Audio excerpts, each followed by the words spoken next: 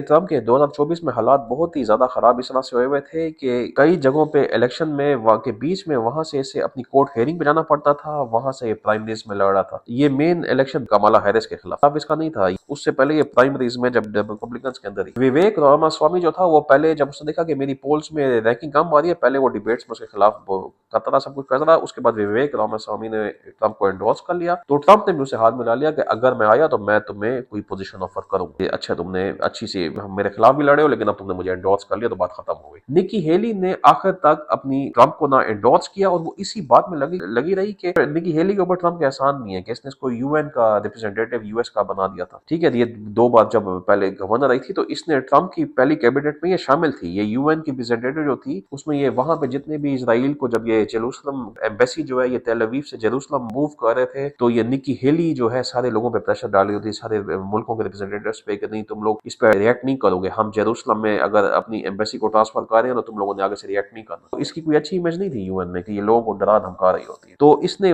उसी उसमें कि अगर ट्रम्प पे इसको रोक लिया जाता है, इसको सुप्रीम कोर्ट जो है किसी तरह इस पे बैन लगा देता है कि ये इलेक्शन नहीं लड़ सकता, तो खुद ब खुद रिपब्लिकन की साइड से मैं सेकंड नंबर पे मैं पोल कर रही हूँ, तो मैं रिपब्लिकन की साइड से प्रेसिडेंशियल कैंडिडेट बन जाऊंगी कमला हैरिस के खिलाफ। वो हुआ नहीं, ट्रम्प वहां से बच गया। ट्रम्प ने वहां से ग्रज पाल ली कि यार ये तो मेरा नुकसान पे आई हुई थी कि अगर मुझे अदालत की साइड से रिलीफ नहीं मिलता तो ये तो मेरी सीट खाने पे आई हुई है। तो निकी हेली देखें, जब पहली कैबिनेट में उसकी थी एज अ यूएन रिप्रेजेंटेटिव थी, लेकिन इस बार निकी हेली कहीं भी नहीं। हालांकि 100 मिलियन से ज्यादा उस पर लगे हैं, लेकिन और वो इसराइल की भी पूरी पूरी साथी, लेकिन उसको निकाल दिया गया। तो इंडियंस की एक बड़ी स्ट्रॉन्ग लॉबी वहां पे बन चुकी है। और वही मैं आपको बता रहा हूँ कि वो डेमोक्रेट्स की साइड से तो वैसे भी है। कमाला हारिस जो थी उसका क्या बैकग्राउंड था कि जी वो हाफ मदर की साइड से इंडियन है और फादर की साइड से ब्लैक अमेरिकन है। इस रेस में भी रिपब्लिकन की साइड से विवेक रामास्वामी जो था वो तो हिंदू इंडियन था, और निकी हेली जो थी वो क्रिश्चियन थी, जिसका पेरेंट्स जो थे वो इंडियन ओरिजिन। इस बीच में विवेक ने अब ये किया है कि विवेक के अभी ये लड़ने की कोशिश कर रहा है 2026 का ओहायो का गवर्नर का इलेक्शन, और उसमें एक इवेंट होता है द टर्निंग पॉइंट का, जो चार्ली कर्क जिसकी डेथ हो गई है, जिसको